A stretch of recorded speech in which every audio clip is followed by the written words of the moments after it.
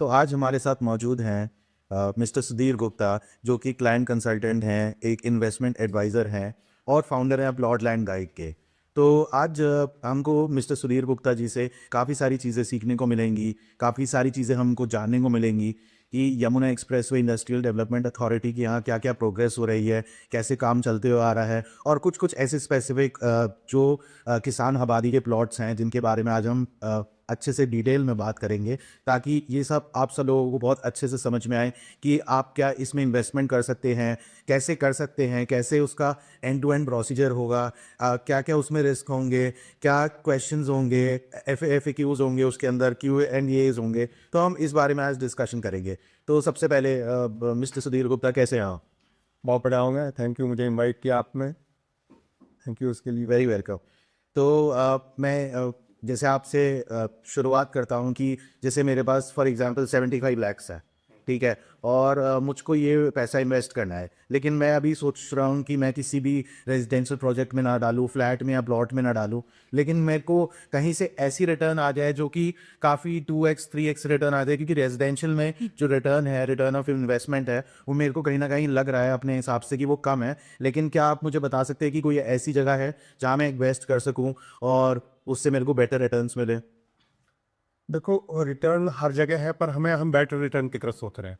तो better return के लिए हमारे को एग्रीकल्चर लैंड जो है ना, नॉर्टन से मैं बात करूँ, सबसे बेस्ट है। जो मेरा 40 साल का एक्सपीरियंस है, मैं यही सीखा कि एग्रीकल्चर लैंड में सबसे ज़्यादा जो है ना ग्रोथ है। और रीज़न इसका यही है कि हर एक अथॉरिटीज़ के लिए प्राइमरी जो है ना चीज़, वो एग्रीकल्चर लैंड है। ओके, क्योंकि जो भी डेवलपमेंट आएगा वो एग्रीकल्चर लैंड पे आएगा। तो मेरा ये सोचना है कि हम पेरीफेरल की तरफ चलें। जब भी कोई शेयर बस रहा हो, उसके पेरीफेरल में एग्रीकल्चर लैंड खरीदें। सो उसमें हमारे को इन्वेस्टमेंट जो करेंगे उसका रिजल्ट हमारे को ज़्यादा अच्छा आएगा, बहुत बेहतर हो जाता है। इसलिए मैं हमेशा लोगों को सजेस्ट ये करता हूँ कि जैसे जेवर एयरपोर्ट के आसपास है, इस समय जेवर में ज़मीन बहुत महंगी है, ठीक है ना। और एक आप शुरुआती इन्वेस्टर हैं तो आपके लिए जेवर एयरपोर्ट के 20 किलोमीटर 30 किलोमीटर की रेंज में आप जाएं तो वहाँ पे ज़मीन आपको सस्ती भी मिलेंगी। और ईडा के मास्टर प्लान में भी है वो ज़मीन है, ईडा का फेज़ 2 है। और वहाँ पे एग्रीकल्चर रेट आपको जो है ना रेट भी अच्छे मिलेंगे। 2031 का मास्टर प्लान है, 2031 तक जमीन प्लांट एक्वायर भी होगी उसकी। उसके रिजल्ट आपको बहुत अच्छे रिजल्ट मिलेंगे। Right. Thank you so much. आप मुझे ये बताइए कि मेरे पास क्या-क्या ऑप्शंस है वहाँ पर? मैं फॉर एग्जांपल मैं बताता हूँ कि आज की डेट में जैसे आपको जेवर एयरपोर्ट से कोई 20-30 किलोमीटर आगे जाएंगे तो वहाँ पे 15 लाख रुपए बीघे से ज़मीन आपकी स्टार्ट हो जाती है।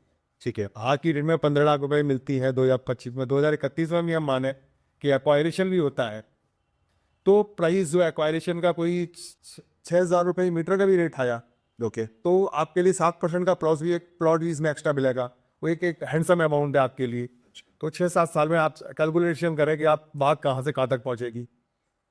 मुझे आप थोड़ा-सा इसको समझा सकते हैं डिटेल में कि जैसे 6000 पे आपने बताया रेट है, उसके साथ एक प्लॉट भी मिलेगा आपको। तो ये कैसे है? कितना मैं अमाउंट इन्वेस्ट करूँगा, कितने एरिया में, ताकि मुझे ये और प्लॉट मैं एक एग्जांपल से समझाता हूँ कि सपोज करो आपने 15 लाख रुपए बीघे में ये बीघा जमीन आ गई, ठीक है, ठीक। उसका मुआवजा 2031 के पास हम एक्सपेक्टेड करें कि ये 6,000 रुपये मीटर का रेट होगा, ठीक है, क्योंकि एक बीघे में यहाँ पे 810 मीटर जमीन होती है। ठीक है, ठीक है जी। तो आपको मुआवजा जो है करीबन 50 लाख के आसपास मुआवजा मिल जाएगा आपको मोटे तौर पर। राइट, ठीक। एक आपको 7% का प्लॉट मिलेगा, 60 मीटर का प्लॉट भी मिलेगा साथ में। आप ठीक है, 7 मीटर का प्लॉट की कीमत हम आज से 6 साल बाद 40,000 रुपये मीटर का भी रेट रख लें उस पर, रहा, तो आपका 60 का 24 लाख का आपको प्लॉट मिल गया। आपके 15 लाख रुपए इन्वेस्टमेंट करने से, एग्जाम्पल के तौर पर समझा रहा हूँ, 15 लाख रुपए इन्वेस्टमेंट करने से आपको 50 लाख का मुआवजा मिल गया और 24 लाख का आपको प्लॉट मिल गया। तो आपके लिए विन विन सिचुएशन है। राइट। तो इस एग्जाम्पल से आप समझ सकते हैं कि हमें कितने एक्स पैसे मिल जाते हैं। और ये गेड़ा मास्टर प्लान क्या है? मतलब आप जैसे मुझे बता रहे हैं कि एयरपोर्ट से 20-30 किलोमीटर हम आगे चलें, तो is this towards the highway, या ये अंदर के एरियाज़ हैं जो हैं, जो ज़मीन मिलेगी वो कहाँ पे मिलेगी? थोड़ा आप समझा सकते हैं इसमें? या कैसे रेट जो है वो डिसाइडेड है? हाईवे की तरफ ज़्यादा है, कम है? क्या वेरिएशन है? तो मास्टर प्लान इनका 2002 का मास्टर प्लान है, जो इनका आगरा तक मास्टर प्लान बना हुआ है इनका तब ग्रेटली। ठीक है, जेवर का भी 2002 का बना हुआ है। जेवर के आगे भी जो टप्पल पर बनना है या राया सिटीज़ बननी है, आगे भी आगरा तक, इनका 2002 का मास्टर प्लान है। अब क्योंकि एयरपोर्ट बनने के बाद बहुत तेज़ी आ रही मास्टर प्लान में के में, क्योंकि इनको ज़मीन बहुत तेज़ी से अपारिशन होगा। हम जहाँ नोएडा में अभी स्टूडियो में बैठे हैं, यहाँ से 7 किलोमीटर एयरपोर्ट है, जो आगे वाली ज़मीन है वो 30 किलोमीटर ही दूर है। तो सोचो यहाँ पे जब यहाँ तक डेवलपमेंट है, उस वजह से लोगों का इफेक्ट है, तो वहाँ से 24-25 किलोमीटर भी बहुत अच्छा डेवलपमेंट आए। और इंडिया का मास्टर प्लान 100% सक्सेसफुल है, क्योंकि ये इसको कोई भी, क्योंकि बैक भाई गवर्नमेंट द्वारा बैक है, ये बैक है, तो इसलिए इसका कोई दिक्कत ये नहीं आएगी कि ये बनेगा नहीं, कोई क्वेश्चन नहीं है ये बनेगा नहीं। टाइम लग रहा है उसमें, टाइम सामने अब एयरपोर्ट बनने के बाद बहुत ईजी हो जाएगा आपके लिए टाइम का। दूसरा क्वेश्चन आपने पूछा था कि ये इसको एयरपोर्ट के ये हाईवे के नज़दीक दूर होगा, उससे कोई फर्क नहीं पड़ता। हाईवे की बिना ब्रेन में होगा, और हाईवे के 5 किलोमीटर इधर, 4 किलोमीटर हो सकता है या इधर हो सकता है, क्योंकि हाईवे के 10-20 किलोमीटर की रेंज में या 15 किलोमीटर की रेंज में ये ईडा का मास्टर प्लान है। तो हम वही गांव की ज़मीन लेंगे जहाँ पे जो ईडा में जो ज़मीन है नोटिफाइड है। तो उससे फ़ायदा ये मिलेगा, कल आपको मुआवजा मिलने में आसानी होगी बहुत ज़्यादा। तो इसलिए इससे कोई फ़र्क नहीं पड़ता आप हाईवे के नज़दीक लें या दूर लें, क्योंकि हाईवे के जितने नज़दीक लेंगे महंगी मिलेगी, दूर जाएंगे थोड़ा सस्ती मिलेगी। ये आपके ऊपर डिपेंड करता है आप क्या चाहते हैं। बट जैसे आप मुझे, अब जैसे मैंने आपको बताया कि मेरे पास इतना अमाउंट है, जैसे मैं 70 to 75 lakhs है, तो आप मुझे सबसे बेस्ट क्या सजेस्ट करेंगे, कितना एरिया लेने के लिए सजेस्ट करेंगे, जो आप थोड़ा सा मुझे गाइड कर सकें, जो मेरे लिए, जैसे आपने बोला, एक विन विन सिचुएशन हो गोइंग फॉरवर्ड जो 2031 में, क्योंकि मैं काफ़ी ज़्यादा एक्साइटेड हूँ अबाउट दिस, क्योंकि इसमें इन्वेस्टमेंट हमको almost more than 3x return मिल रहा है इसके अंदर, इतना अमाउंट लगा के, जो कि मैंने कैलकुलेशन करी है इंक्लूडिंग दी प्लॉट, जो हमको 60 मीटर का प्लॉट मिलेगा या लैंड मिलेगा, उसका भी निकाल के मेरे को 3x से ज़्यादा ही रिटर्न लग रहा है। तो आप क्या सजेशन करते हैं इसमें? वो मैं सजेशन यही करता हूँ कि ये एग्रीकल्चर लैंड जो है ना, ये प्राइमरी चीज़ है किसी की अथॉरिटी के लिए या किसी के लिए भी। ये अगेन मैं इस कुछ चीज़ को हाईलाइट करता हूँ।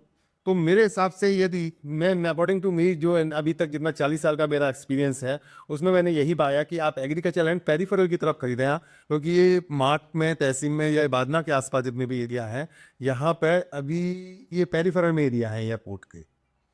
तो यहाँ पे आपके ग्रोइंग के चांसेस बहुत ज़्यादा है, एक्वायरेशन भी 2031 तक के चांसेस हैं इसके एक्वायर होने के पूरी तरीके से।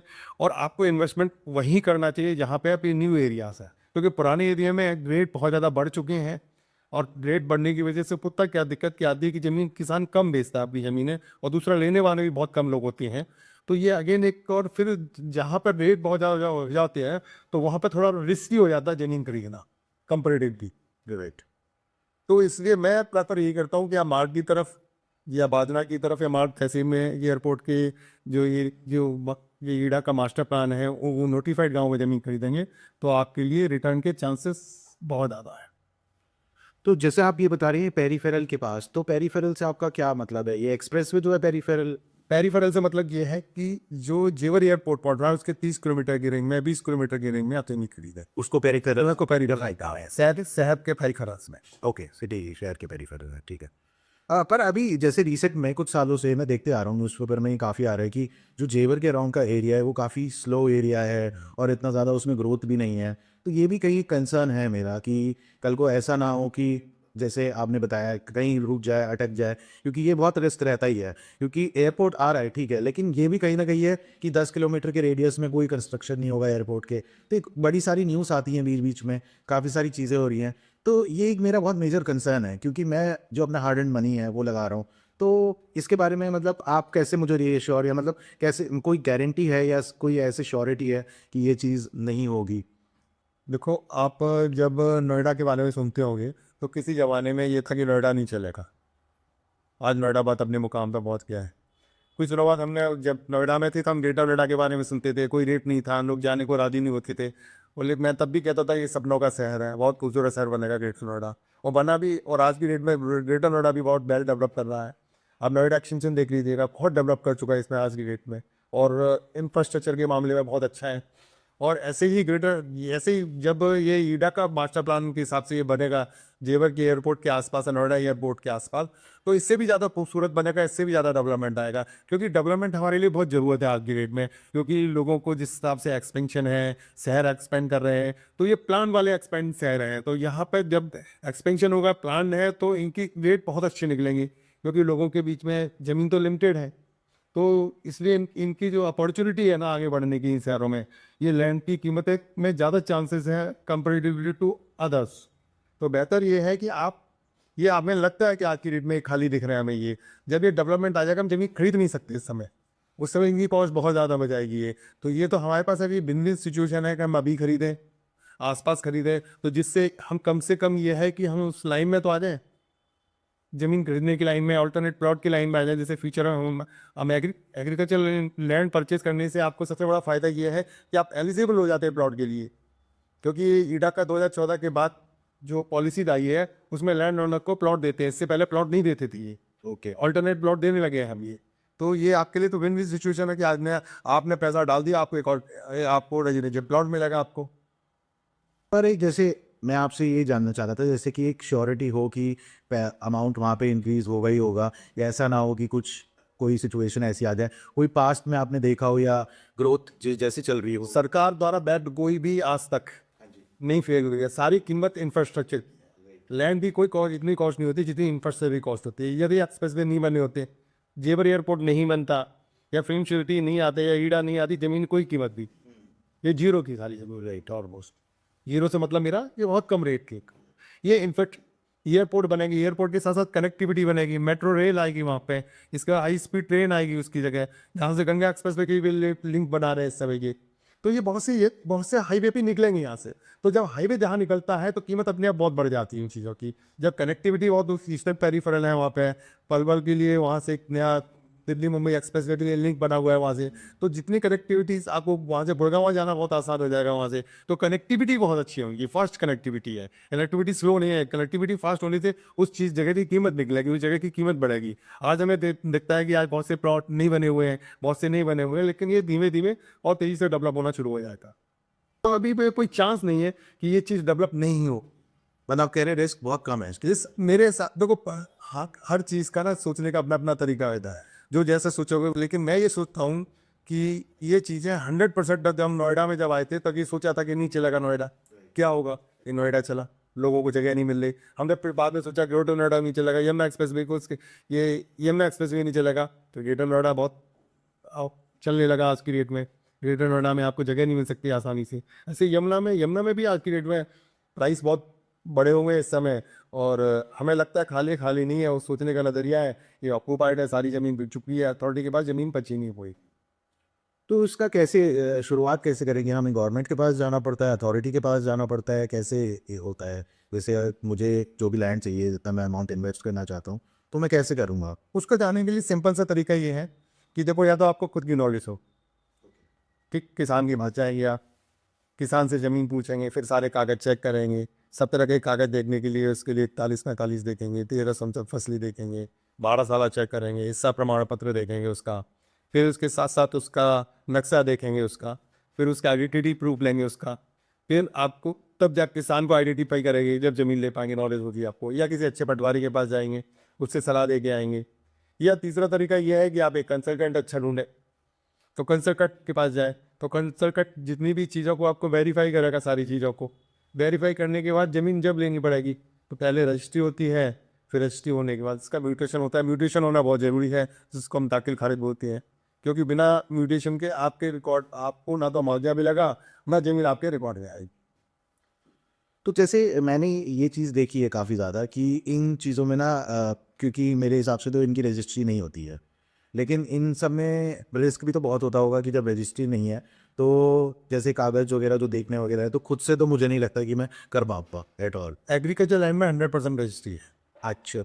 यहाँ पर रजिस्ट्री के साथ साथ म्यूटेशन भी है। ओके। यहाँ पर डबल डबल लेयर सुरक्षा है आपके पास। पहले तो रजिस्ट्री है आपके नाम, स्टाम्प ड्यूटी पे करेंगे 5% की, और 8% की आप पर्ची जमा देंगे वहाँ पे। तो उसके बाद जब रजिस्ट्री होने के बाद आपकी फिर एक होता है म्यूटेशन की प्रक्रिया, तहसीलदार के वहाँ पे जाएंगे, आपको अपने म्यूटेशन के लिए कागज लगाने होंगे, आपने कागज भरने होंगे, 35 दिन बाद एक म्यूटेशन आपके नाम में रिकॉर्ड में आ जाता है। तो आप कभी भी जा करके bhuleख.nic.up पे जा करके आप अपना उस शहर का डिस्ट्रिक्ट का नाम डालें, फिर इसका तहसील का नाम डालें, फिर इसका गांव का नाम डालें, फिर फसला नंबर डालें, फिर आपका नाम उसमें दिखाई देगा। आप अच्छा, रजिस्ट्री इसकी हो रही है? Honestly 100% registry? अच्छा, मैंने तो बहुत डेवलप जगह देखी है, जैसे नोएडा में स्पोर्ट्स सिटी है, उसकी रजिस्ट्री नहीं हो रही है। एक्सटेंशन में काफ़ी जगह है, उनकी नहीं हो रही है, लेकिन इनकी हो रही है।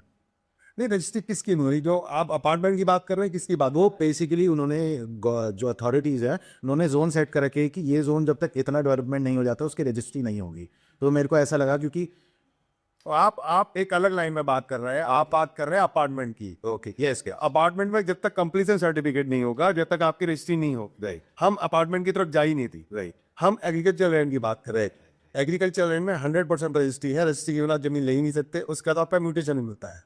अब जैसे मैं सॉरी पटवारी के पास जैसे मैं जाता हूँ तो मेरे को पटवारी और जो कंसल्टेंट है उसमें क्या डिफरेंशिएशन होगा कि कौन सा बेटर है, कौन सा मुझे चूज करना चाहिए? देखो, पटवारी भी एक अथॉरिटी है बताने के लिए। कभी कभी पटवारी के भी इंटरेस्ट जो होते हैं ना, कंप्रोमाइज हो जाते हैं। किसान ने उसको कंप्रोमाइज कर दिया उसको, तो उसका इंटरेस्ट ही कंप्रोमाइज हो जाता है। पर लेकिन आपको अपनी नॉलेज भी होनी चाहिए, पटवारी की भी नॉलेज होनी चाहिए। पर क्योंकि आपके पास अपने बहुत से काम होते हैं, आप हर जगह जा नहीं सकते हैं, तो बेहतर ये है कि एक आप एक कंसल्टेंट रखें या फिर अपना खुद मेहनत कर सकते हैं। तो उससे क्या होगा कि आपको पास इंफॉर्मेशन प्रॉपर रहेंगी, आपके पास चांसेस ये है कि चीज़ें बहुत बेहतर होंगी और 100% राइट चीज़ें पहुंचेंगी आपके पास।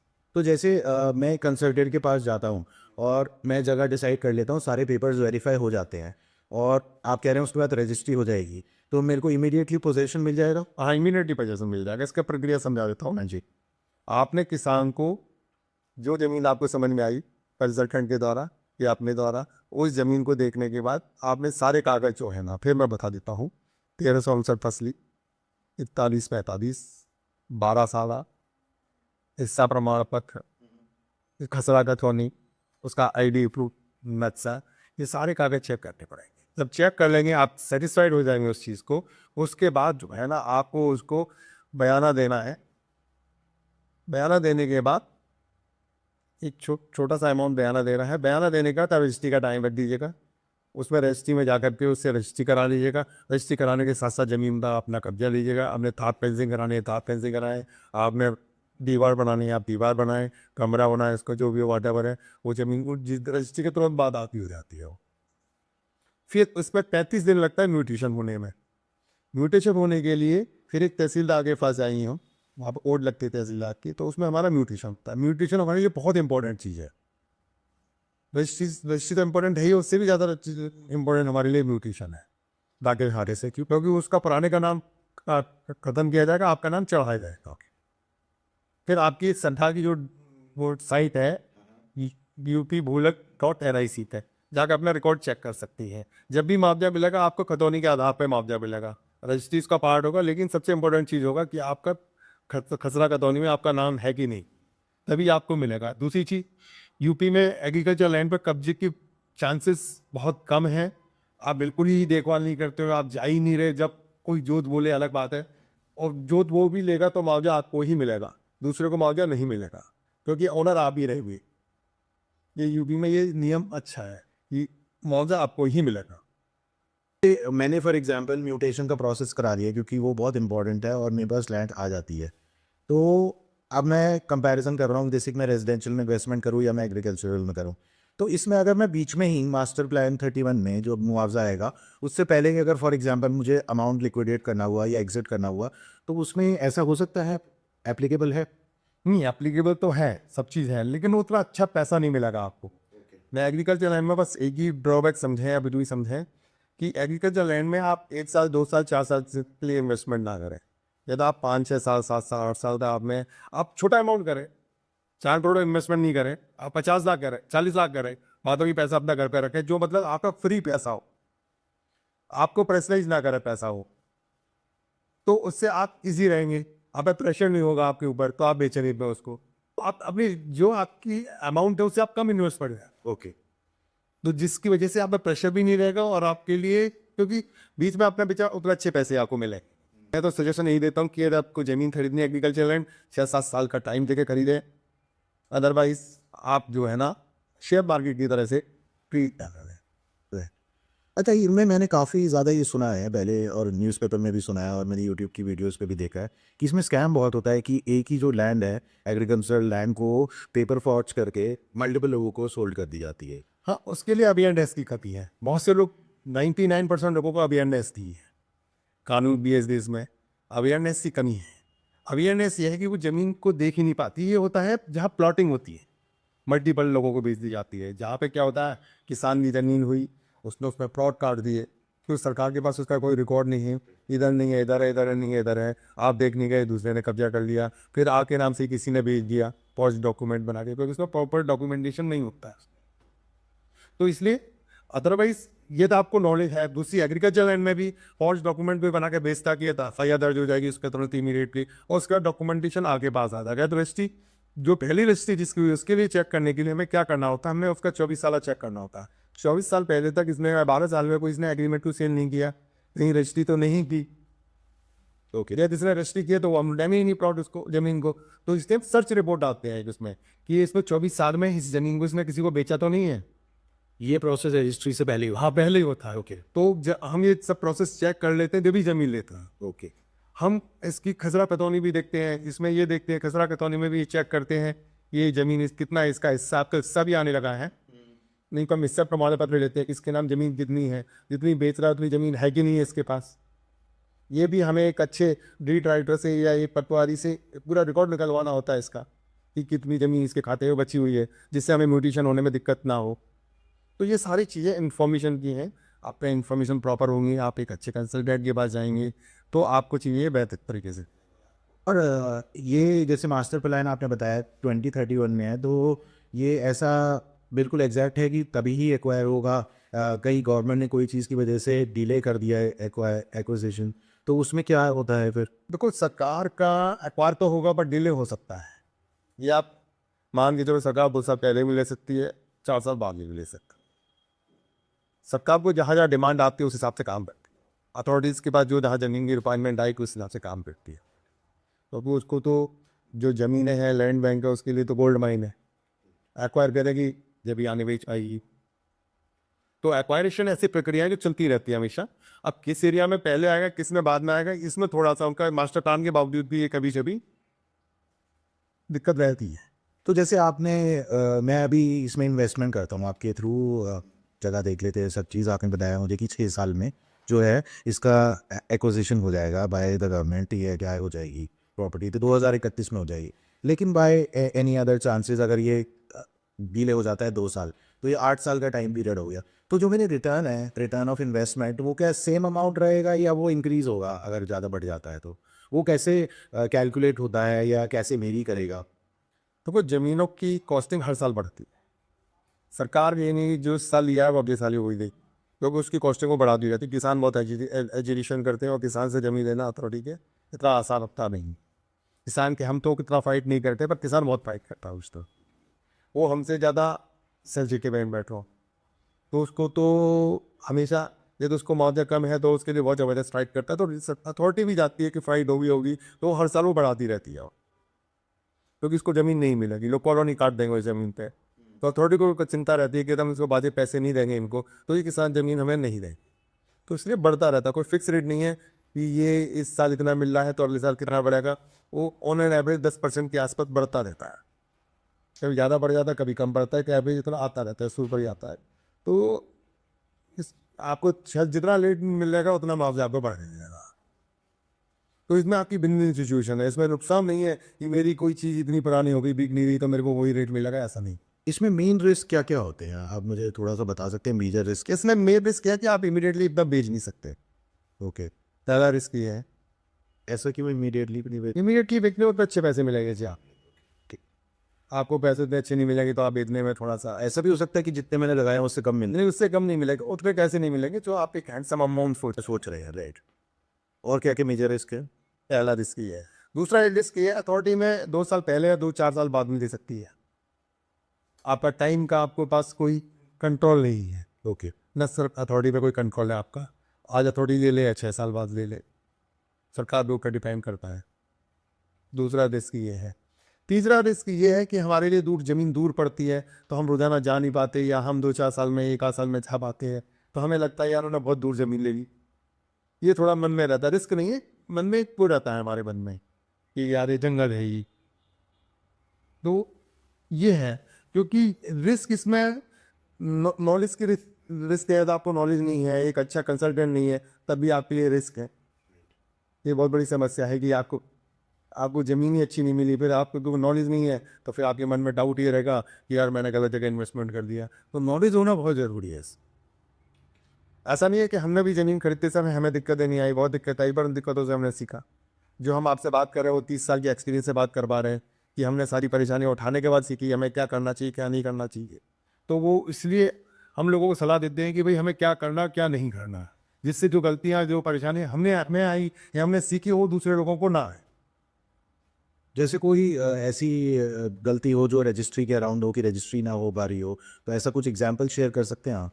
नहीं, रजिस्ट्री तो हो जाती है। केस में क्या था कि एक हमने रजिस्ट्री कराई थी, उस ज़माने में कैश में रजिस्ट्री कराई थी और उसके बाद चेक दिया नहीं था, तो पेमेंट उसके पास उतना पहुंचा नहीं, तो उसने फिर एफआईआर करा दी। क्योंकि कायदे में आपको कोई भी रजिस्ट्री कराएं तो आप चेक जरूर दें उसकी। तो ये प्रिकॉशंस वहाँ से हमने लिया कि हर रजिस्ट्री में उसके बैंक अकाउंट होना चाहिए और उसके खाते में पहुंचा होना चाहिए, जिससे कि आपका प्रूफ जो बायर है उसमें चेक नहीं दिया? सेलर में चार्ज, सेलर ने, ओके। जिसने सेल किया था। हाँ, थोड़ा मैं इसको समझ नहीं पाया। सॉरी कंफ्यूज होकर हाँ, सही बात है। जो जिसने बाय किया था उसने चेक नहीं दिया था, उस सेलर को और रजिस्ट्री करा दी है और चेक नहीं दिया, कैश में की। कैश भी थी, ओके। तो वो इशू आया था। तो बाकी तो सारी जो जो दिक्कतें आती हैं वो इन्फॉर्मेशन की ना होने की वजह से होती है, नॉलेज ना होने की वजह से। तो इसके हम कैश में भी कर सकते हैं? रजिस्ट्री का अमाउंट कम होता है क्या? नहीं, हमें रजिस्ट्री हमेशा चेक के द्वारा ही कम करनी चाहिए वी एच या टीज ताकि वो डॉक्यूमेंटेड है। डॉक्यूमेंटेड करें। हम हर चीज़ को डॉक्यूमेंटेशन करेंगे क्योंकि वाइट में सब जा रहा है, और इसलिए जो है ना हमारा डॉक्यूमेंटेशन होना बहुत ज़रूरी है। कोई ऐसा भी हो सकता है कि मास्टर प्लान काम ही ना करे और एक्विजिशन हो ही ना? अभी तक आज तक हमने ऐसा सुना भी नहीं है, ना देखा है। नोएडा में भी जितना मास्टर प्लान से छोटा मास्टर प्लान उन्होंने कर दिया। ग्रेटर नोएडा में जो छोटा मास्टर प्लान बनाया था उन्होंने बाद में बड़ा कर दिया मास्टर प्लान। तो बढ़ते हुए तो देखा हमने, घटते तो आज तक देखा नहीं कभी भी। तो मैं इस बारे में 100% श्योर हूँ कि जो मास्टर प्लान 2031 का है वो बड़ा ही होगा, उसमें और भी ज़्यादा ना हो जाएंगे, कम नहीं होगा। जिस तरीके से आपने मुझे बताया जो रिस्क इन्वॉल्व हैं इसके अंदर, और आपका एक्सपीरियंस भी है फॉर एग्जांपल, तो एक अच्छे लैंड कंसल्टेंट के थ्रू ही जाना चाहिए इसमें। लेकिन कहीं ना कहीं मेरे मन में ये बात रहती है कि कहीं धोखा ना हो जाए। देखो, धोखा जब भी होगा जब आप देख के गाड़ी नहीं चलाओ, आप चीज़ों पे ध्यान नहीं दो। तो अब गाड़ी आप चलाते हो, देख के चलाते हो, कितना भी देख के चलाते हो, छोटे मोटे डेंट पेंट आ भी जाते हैं, पर वो इतने आते हैं कि उसे आप कंट्रोल कर लेते हैं। तो जितना आपको नॉलेज होगी, जितना कंट्रोल होगा, चीज़ों को आप कंट्रोल कर लोगे। छोटी मोटी दिक्कतें तो ज़िंदगी में हर जगह आती हैं। तो मैं भी होऊंगा कि नहीं आई, हो सकता है आप यहाँ से पैसे लेके जा रहे हो, कोई पैसे गिर जाए आपके कहीं छोटे मोटे, तो वो इशू रहते हैं। ऐसा नहीं है कि कोई भी चीज़ के लिए इशू नहीं रहेगा, पर बहुत छोटे मोटे इशू होते हैं जो कंट्रोलेबल होते हैं, जिन्हें आप कंट्रोल कर सकते हैं इस इशू के। कोई ऐसा कोई मेजर इशू नहीं आता है। मेजर इशू जब भी आता है जब आपको नॉलेज नहीं। दुनिया में एग्रीकल्चर लैंड खरीदी बेची जाती है, क्योंकि एग्जाम्पल आपने उन लोगों से सुने हैं जो उनको नॉलेज नहीं है, और मोस्टली वो एग्जाम्पल ज़्यादा जिन्होंने प्लॉटिंग में ज़मीन खरीदी है, कच्ची जो ज़मीन खरीदते हैं, वहाँ दिक्कतें ज़्यादा आती हैं। वहाँ पर रजिस्ट्री 4 बार हो जाती है, 6 बार हो जाती है, कब्जा किसी का हो जाता है। तो जनरली हम वहाँ तक सीमित रहते हैं। एग्रीकल्चर लैंड खरीदने वाले लोग बहुत लिमिटेड होते हैं। जैसे हम ये समझे कि जैसे हमारी डील है, तो जो हमारी डील होगी वो कैसे सेफ एंड सिक्योर होगी जब हम बयाना देते हैं उससे रजिस्ट्री के बीच तक या म्यूटेशन के बीच तक? हम बयाने में बहुत छोटा अमाउंट देते हैं, 50,000, 40,000, 30,000, ठीक है, जिससे कि हम ये रहे कि हम सीरियस हैं। ऐसा नहीं है, कोई बहुत बड़ा अमाउंट नहीं देते हैं उसको। रजिस्ट्री पे अमाउंट देते हैं, हमारी रजिस्ट्री करा देते हैं, उसको पैसा दे देते हैं उसको। तो वो बड़ा सिंपल सा तरीका है, इसमें कोई बहुत ज़्यादा कॉम्प्लिकेशन नहीं है। 20, 30, 40,000 देने से ना तो बायने पे भला होना है, ना आपका नुकसान होना है। ये है कि उससे सीरियसनेस आपकी को बताओ कि भाई मैं सीरियस खरीदने। और इसमें जनरली मैंने देखा है जैसे फार्मर्स होते हैं वो प्रेफर करते हैं कैश पेमेंट्स। उनको हर अलग अलग सोच है हर व्यक्ति की। ओके, बहुत से बायर ऐसे होते हैं, बहुत से फार्मर ऐसे होते हैं जो हमेशा चेक के थ्रू लेना चाहते हैं। अच्छा, तो अब थोड़ा सा नॉलेज वगैरह सर। हाँ, लोगों को भी चेक के थ्रू ले रहे हैं, क्योंकि ये सबसे बड़ा फायदा एग्रीकल्चर लैंड में जो सेलर है उसको फायदा ये है कि टैक्स से एग्जम्प्टेड है। इसमें कोई इनकम टैक्स नहीं लगता है, किसान को कोई टैक्स नहीं लगता है इसमें। तो ये सबसे बड़ा एडवांटेज है उनको। ये तो उन्होंने जितनी की जमीन खरीदी, वाइट में खरीदी, उन्होंने बेची, सॉरी, इतनी जो भी है, और इसमें इनकम टैक्स नहीं लगेगा आज तक। तो इसमें मुझे भी कुछ ऐसा बेनिफिट होगा? हाँ, आपको भी बेनिफिट होगा। जब भी जमीन आपको जो मुआवजा मिलेगा उसको आपको टैक्स नहीं देना आप इसको। ओके। आपको ये टैक्स से एग्जम्प्टेड है वो सारा। ओके। तो इसलिए आपको फ़ायदा ही फ़ायदा है इसमें। और जो मुझे वो प्लॉट मिलेगा 60 मीटर का, उस पर भी कोई टैक्स नहीं देना, जब बेचने जाएगी तब टैक्स देना है, देना पड़ेगा बेचने के लिए, ठीक है। क्योंकि वो रेजिडेंशियल में आके और वो कहाँ लोकेटेड होते हैं, वो भी मास्टर प्लान में होता है? वो मास्टर प्लान के अंतर्गत होता है। जनरली पॉलिसीज होती है सरदार जी की, जिस गांव की जमीन एक्वायर की है उस गांव की जमीन के 3-4 किलोमीटर के अराउंड ये प्लॉट को सेटल्ड करके देती हैं। तो कभी कभी ये होता है कि उस गांव अकोमोडेट नहीं कर पा रहे, उस गांव में प्लॉट ज़्यादा है, तो फिर वो सेक्टर बना के भी दे सकती है।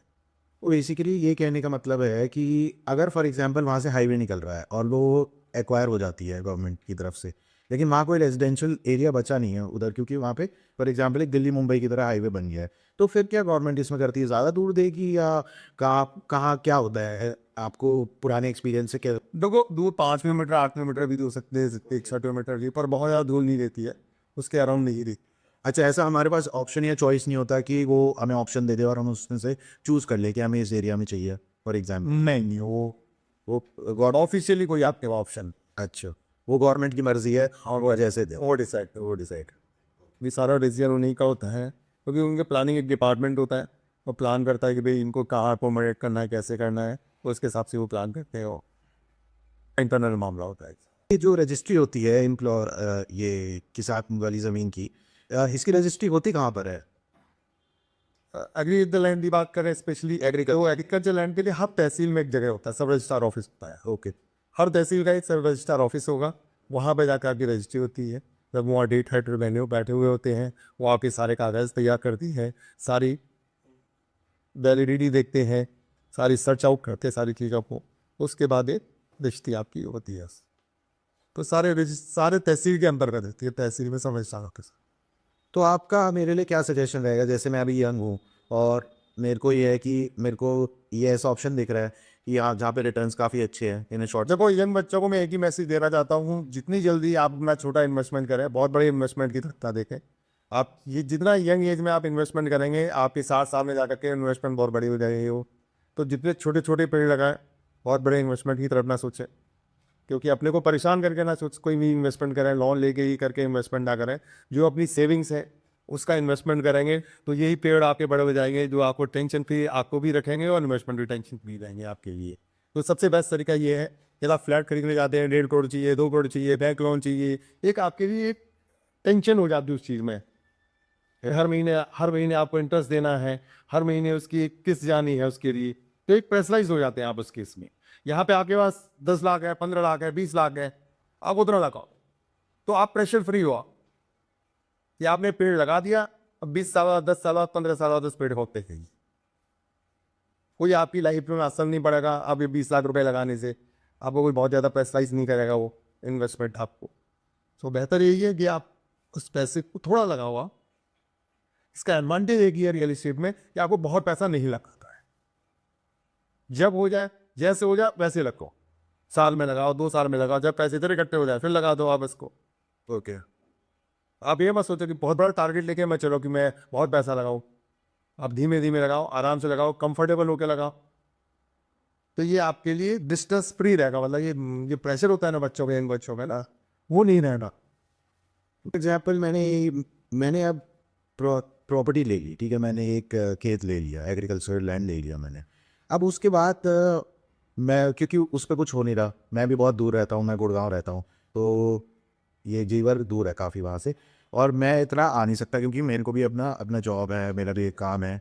लेकिन अगर फॉर एग्जांपल मैं किसी किसान को खेती बाड़ी के लिए देना चाहता हूँ, तो उसमें क्या रिस्क रहेगा कि कल को वो कब्जा ना कर ले, कि क्या क्या क्या चीज़ें एसोसिएटेड हैं? क्या इसमें भी जो कंसल्टेंट है वो हमारी हेल्प कर सकते हैं, या फिर ना किसी को दें, वो ऐसे ही रखें, या उसकी बाउंड्री करवा लें?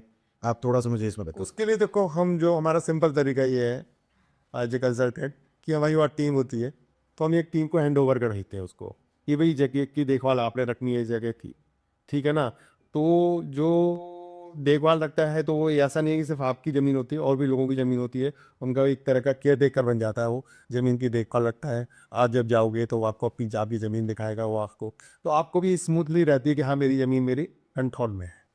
उससे जो वही करेगा वो उसको खर्चा मिल जाता है, उससे उसका उसका काम चल जाता है, तो आपको कोई एक्स्ट्रा पैसा नहीं देना देखभाल करने के लिए। अच्छा, तो कुछ भी पैसा नहीं देना है, बस जो भी वो उसको यूटिलाइजेशन कर रहा है वही उसको सेफ गार्ड कर रहा है। सेफ गार्ड करना, क्योंकि उसका इंटरेस्ट बना रखा है, जब तक उसका इंटरेस्ट नहीं होगा हाँ। किसी भी आदमी का केयर टेकर का इंटरेस्ट नहीं होगा इसमें, तो वो देखभाल क्यों करेगा फिर? तो उसका हमें इंटरेस्ट क्रिएट कर देती है कि भाई तेरे को ये 20 बीघा ज़मीन है, 5 बीघा ज़मीन है, इनका जो भी इसके अंदर पैदावार होगी उसको तुम इस्तेमाल करो और हमारे को ये ज़मीन का देखभाल। तो हमने बड़ा सिंपल सा तरीका बना था ऐसे, क्योंकि हम जा नहीं सकते बार बार, तो हम देख नहीं सकते इस चीज़ को। नहीं, ये तो बहुत अच्छा ऑप्शन है कि जो कंसल्टेंट है उसके थ्रू ही सारा काम हो जाएगा, क्योंकि पेपर भी मैं नहीं चेक कर पाऊंगा, सारी चीज़ें भी मैं नहीं चेक कर पाऊंगा। और जो कंसल्टेंट होते हैं उनकी फ़ीस कितनी होती है इसमें? देखिए कंसल्टेंट फीस तो नेगोशिएबल होती है, ओके, तो उसके लिए हम यहाँ पे अभी डिस्कशन नहीं कर सकते, ठीक। तो वो बैठ के ही individual to individual. Okay okay. जैसे आपने बताया कि इसमें कम इन्वेस्टमेंट करें, तो जैसे 10 लाख, 20 लाख, 25 लाख ऐसे, क्योंकि मेरे पास अमाउंट ज़्यादा है, लेकिन मैं कहीं ना कहीं ये भी है मेरे अंदर एक डर भी है कि मैं थोड़ा अमाउंट सेफ गार्ड करके रखते हैं। जैसे फॉर एग्जांपल आप 75 लाख कह रहे हो, आप 75 की जगह आप 50 लाख लगाओ, तो क्या है कि आप इसको मान के चलो मैं 6-7 साल के लिए लगा रहा हूँ, 8 साल के लिए लगा रहा हूँ, तो आप पे प्रेशर नहीं रहेगा। आपका एक छोटा अमाउंट है, आप पूरा लगा दोगे, किसी से लेके लगाओगे तो आप पे प्रेशर रहेगा। बेहतर ये हर लोगों को सजेशन, मैं हर व्यक्ति को सजेस्ट करता हूँ, आप जो पैसा आपका फ्री है, पैसा आपके यूज में नहीं आ रहा है, उसको लगाओ। और सबसे बड़ी बात यह कि आपका पैसा एक्यूमुलेट होता है, आपका पैसा इकट्ठा होता है, बड़ा होता है पैसा। अदरवाइज क्या है कि आपकी जेब में पैसा रहेगा, यंग जनरेशन है, तो पैसा कहीं ना कहीं खर्च हो जाता है। बेहतर ये है कि पैसे आप कहीं लगा दोगे तो वापस तो ले नहीं पाओगे इस पैसे को इमीडिएटली, जब जरूरत होगी, बहुत ज़्यादा जरूरत होगी, जब ही निकाल सकते हो उस पैसे को।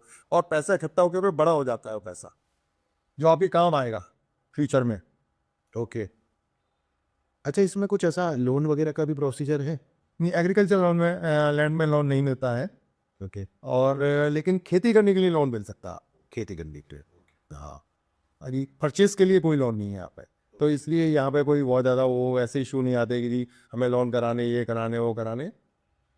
क्योंकि लोन में ऐसा हो जाता है कि कहीं ना कहीं वो मॉर्गेज हो जाती है बैंक के पास, तो वो थोड़ा रिस्क वाला कंसर्न पार्ट से, इसलिए तो नहीं, एग्रीकल्चर में है ही नहीं। वैसे आप कह रहे हैं तो, क्योंकि अगर अच्छे कंसल्टेंट बीच में इन्वॉल्व है तो आई डोंट थिंक सो कि इतना कोई इशू है, with a backup of good experience in the past. क्योंकि बैंक जनरली इसको सरकारी बैंक को ही देखती नहीं है, आप एनएफसी को ही देखती हो, तो मुझे उसका आइडिया नहीं है।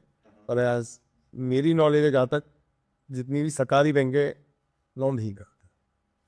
जो एक प्रॉपर्टी है ईडा मास्टर प्लान के अंदर, वो मैं कैसे वेरीफाई करूंगा कि ये उस मास्टर प्लान में ही है?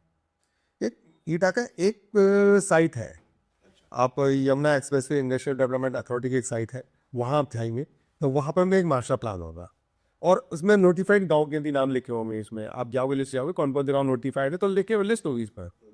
तो वहाँ से आप आइडेंटिफाई कर लेंगे ये गाँव जिस गाँव की आप जमीन खरीद रहे हैं, ये इसमें ईडा के मास्टर प्लान में है कि नहीं। तो पूरा गांव, अगर एक गांव का नाम है तो पूरा गांव ही? पूरा गाँव है।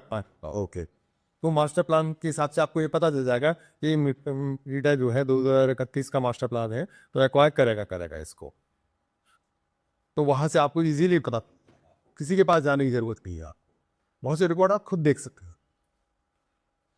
जिस किसान की आप जमीन खरीद रहे हैं उसका भी भूले.nic.in पर जाएंगे तो वहाँ पर जाकर उसका रिकॉर्ड चेक कर सकते हैं। अच्छा, हाँ। तो उसका आधार कार्ड वगैरह से रिकॉर्ड चेक होता है कि? नहीं, उसके खसरे नंबर से चेक हो सकता है। नंबर आप उसको पहले तो डिस्ट्रिक्ट का नाम डालेंगे उसमें, फिर उसके बाद तहसील का नाम है, फिर गांव का नाम डालेंगे, फिर उसका खसरा नंबर डालेंगे। तो जैसे सपोज करो जयवीर सिंह है, तो जयवीर सिंह का नाम आएगा, साथ में उसके पिताजी का भी नाम आएगा, और कितनी जमीन है उसके पास वो भी रिकॉर्ड में आएगा। तो पूरा रिकॉर्ड आ जाएगा उसमें आपको, आपके पास रिकॉर्ड। आप कंप्यूटर में भी देख सकते हैं इस चीज़, मोबाइल पर भी देख सकते हैं इस रिकॉर्ड। तो आपके लिए बहुत चीज़ें ईजी नहीं है, सरकार ने की है। नक्शा भी देख सकते हैं आप इसमें, इसका नक्शा कैसा है, क्यों है। और 12 साल अभी चेक भी कर सकते हैं, 12 साल चेक कर सकते हैं आप इसकी कोई रजिस्ट्री कोई हुई है कि नहीं। रजिस्ट्रार ऑफिस की वेबसाइट है, उस पर जाओ तो वहाँ जाके देख सकते हो कि इसके किसान का नाम डालना है, खसरा नंबर डालना है, उसका गाँव का नाम डालना है, डिस्ट्रिक्ट और डाल के कल इसने कोई ज़मीन पिछले 24 साल में कोई ये वाली ज़मीन बेची है नहीं बेची है, एग्रीमेंट टू सेल है या एग्रीमेंट या एग्रीमेंट किया इसने, तो आप चेक कर सकते हैं। तो इसमें सिर्फ एक ही ऑप्शन अवेलेबल है हमारे पास, या डिफरेंट है? जैसे 11 नक्शा होता है, 7% होता है, ये सब एक ही चीज़ है या अलग अलग है? तो वो अब दूसरी बात आप कर रहे हैं किसान आबादी। किसान आबादी की, राइट। सपोज करो कि किसी किसान की जमीन भी ऑर्डिनरी, तो उसके एवज में उसको नक्शा 11 मिलता है। ठीक है, नक्शा 11 में चढ़ा हुआ होता है इसके नाम कितनी जमीन थी, कितने मीटर एक्वायर हुई और कितने मीटर का इसको मुआवजा मिला और कब का मुआवजा मिला इसको, तो उसमें पूरा रिकॉर्ड होता है। इसी बेस पे अथॉरिटी जो है इसको प्लॉट देती है 7%। सपोज करो 3000 मीटर उसकी जमीन है, तो 3000 इंटू 7, तो ये आपका 210 मीटर का प्लॉट इसके नाम हो जाएगा, आएगा उसको नाम होगा। अभी कब देंगे ये थोड़ा सा एक डिबेटेबल सब्जेक्ट है, ये 4 साल लग जाए, 6 साल लग जाए, 8 साल भी लग जाए। 2031 के बाद भी। हाँ, तो ऐसे केस में किसान अपना नक्शा 11 जनरली बेचते। अब मैं एलिजिबिलिटी खरीद ली, आपने अथॉरिटी में गए, अथॉरिटी में कोई जनवाद उसका प्लॉट लगना होता है, सबसे पहले उसका अलॉटमेंट लेटर मिलेगा उसको, राइट। फिर उसके बाद रजिस्ट्री होगी, जब 20 प्लान बन जाएगा रजिस्ट्री होगी, रजिस्ट्री होने के बाद आपको 25 समझ आएगा उसका। तो ये पूरी प्रक्रिया है इसको। हाँ, लेकिन जब आप नक्शा 11 लेंगे तो आपके नाम में रजिस्ट्री तो होगी नहीं, वहाँ पे आपके नाम एग्रीमेंट टू सेल होगा, जीपी रजिस्टर्ड होगी और इसमें एक वेरीड बनेगी। 3 कागज जाकर के सब रजिस्ट्रार ऑफिस में जाकर के ये सबमिट होंगे और वहाँ पर रजिस्टर है, तो जिससे कि किसान बाउंड हो जाएगा आपको ज़मीन बेचने के लिए फ्यूचर। तो आप पर्सनली कौन सा रेकमेंड करेंगे, नक्शा 11 का करेंगे या? देखो, आप सेफ इन्वेस्टमेंट चाहते हो, बहुत सेफ इन्वेस्टमेंट चाहते हो और शुरुआत में आप काम कर रहे हो तो आप एग्रीकल्चर है, ये सॉल्यूशन अलग कहाँ है। तो ओके, अब मैं मुझे मेरे लिए नक्शा 11 खरीदना कोई वो नहीं है, क्योंकि मैं इन्वेस्टमेंट करता हूँ या करूँगा तो मुझे दिक्कत नहीं आएगी। लेकिन आपके लिए शुरुआत में थोड़ी दिक्कत आ सकती है, तो बेहतर ये है कि आप एग्रीकल्चर है। क्या क्या दिक्कतें आ सकती हैं उसमें? माइंडसेट की बात है, आज नहीं मिला 6 साल बाद मिल रहा है, फिर इसके बाद कहाँ मिला कि हमें नहीं पता होता। ओके। फिर मिलने के बाद फिर इसके बाद रजिस्ट्री होगी, रजिस्ट्री में भी इश्यूज आ जाते हैं कुछ, फिर इसका पोजेसन मिलेगा हमें, तो एक टाइम लग जाता है। सही बात है। अच्छा, फिर वो आपके नाम नहीं है जब तक रजिस्ट्री नहीं होगी आपके नाम, एग्रीमेंट टू सेल ही है उसमें, करेक्ट। जीपी है आपके पास, बसियत है उसकी। एग्रीकल्चर लैंड में सब चीज़ आपके नाम है स्टार्टिंग से। स्टार्टिंग से। आपके नाम रजिस्ट्री है, आपके नाम म्यूटेशन है, जमीन भी आपका अल्टरनेट प्लॉट मिलेगा वो भी आपके नाम से ही मिलेगा। तो नक्शा 11 में रिटर्न ऑफ इन्वेस्टमेंट ज़्यादा होता है वैसे, क्योंकि हमको तो पता ही नहीं है। ठीक है, जैसे एग्रीकल्चर लैंड में होता है उतना ही वहाँ हो जाता है, पर लेकिन सेफर साइड पूछ रहे तो मुझे एग्रीकल्चर लैंड ज़्यादा सेफ लगती है एग्रीकल्चर लैंड। और नक्शा 11 भी सेफ है लेकिन कंपेरेटिवली एग्रीकल्चर लैंड से, क्योंकि इसमें रजिस्ट्री भी है आपके नाम सब चीज़ है, राइट, अल्टीमेट ऑनर है। तो हर चीज़ के लिए सॉल्यूशन अलग अलग है। आपकी शुरुआत आप इन्वेस्टमेंट कर रहे हैं, आप ज़्यादा दिमाग ना लगाएं, आप कितना लगाएं कि एक ज़मीन देखें, एक अच्छे कंसल्टेंट को देखें और प्लस एग्रीकल्चर लैंड खरीद लें और बोल जाए,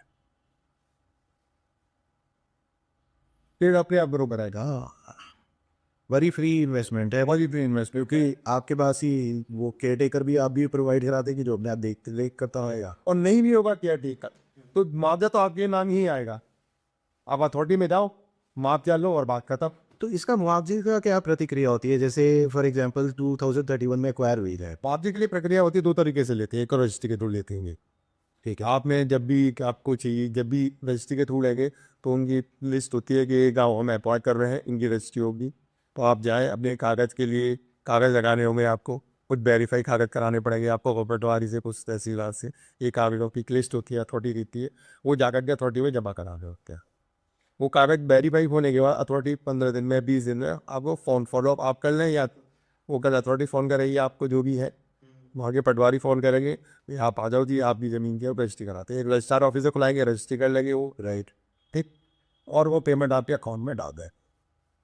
और फिर पता रहता है पेमेंट प्रोसेस होने में रजिस्ट्री के बाद? रजिस्ट्री के कोई 7-8 दिन में पेमेंट आपके अकाउंट में आ जाता है, ऑनलाइन पेमेंट आता है। ओके। उसके लिए वरी होने की जरूरत नहीं है, अपने आप पेमेंट होना है।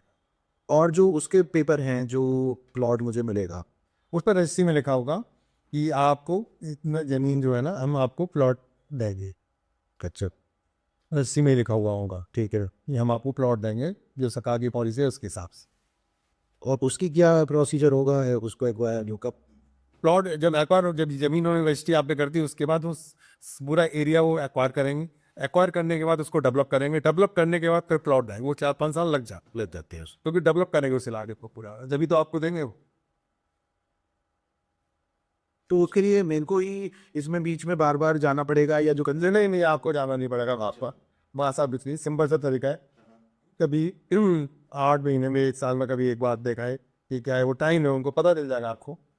नहीं, जैसे कहते हैं सरकारी काम थोड़ा नहीं, सरकारी काम स्लो होता है, इसमें स्लो होता है, लेकिन ये है कि जब रजिस्ट्री करवाने जाना होगा तो जो पेपर वेरीफाई होंगे, जब भी जिस टाइम पे भी एक्विजिशन होगा, तो उस टाइम में भी ये थोड़ा लंबा और डिटेल प्रोसेस। नहीं, ये लंबा प्रोसेस नहीं है, ये बहुत अच्छा सिंपल प्रोसेस है। आपने कागज सबमिट करोगे, वो पेपर में पब्लिश करेंगे, किसी को ऑब्जेक्शन दाखिल करें। जब नोटिफाइड आपका पेपर में हो जाएगा, तो उसके बाद आप 10-15 दिन 20 दिन बाद वो आपको कॉल करेंगे, आप कॉल कर लेंगे, आपका पेपर वगैरह आ जाएगा दीदी।